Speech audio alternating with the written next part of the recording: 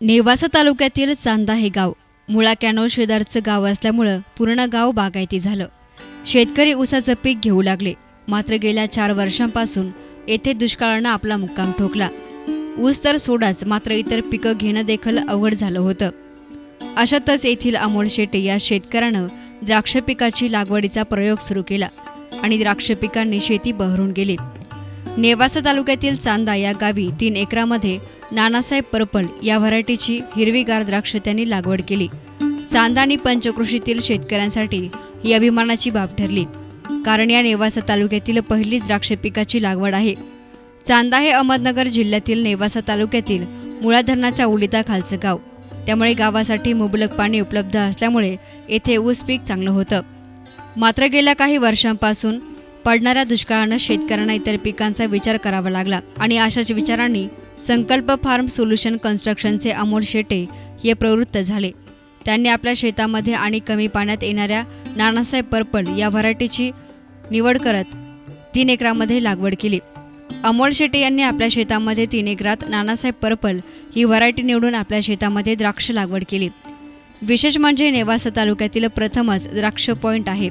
संकल्प form solution या कन्स्ट्रक्शनचा या सर्व्हिसमध्ये त्यांचा पहिलाच प्रयोग आहे आणि तोही यशस्वी होत आहे। अमोल शेटे यांनी औरंगाबाद, जालना, अहमदनगर येथील शेतकऱ्यांना द्राक्ष पिकांच्या लागवडीपासून ते हार्वेस्टिंगपर्यंत योग्य मार्गदर्शन केलं। माझं नाव अमोल बाळासाहेब शेटे, मी राहणार चांदा, तालुका नेवासा, जिल्हा अहमदनगर। नेवासा तालुक्यामध्ये डाळिंब पाठोपाठ द्राक्षाचं क्षेत्रसुद्धा आता नवीन येत आहे।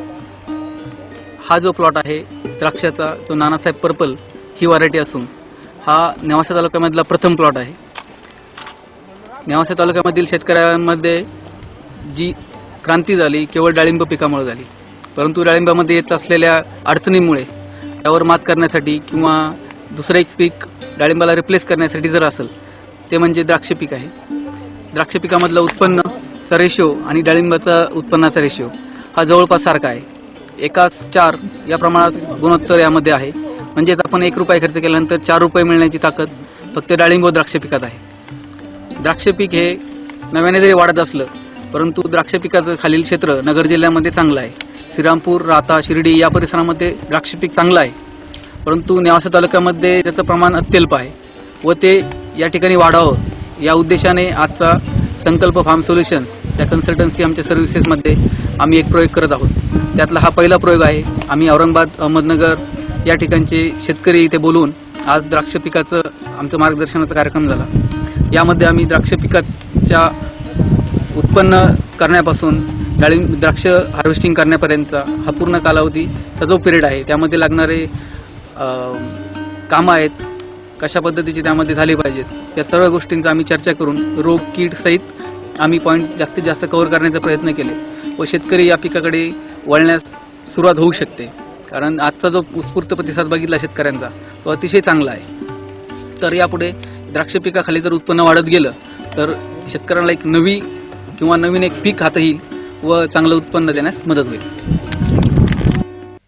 न्यूज रिपोर्टर बापू भुसाळ, एस9 मीडिया, नेवासा।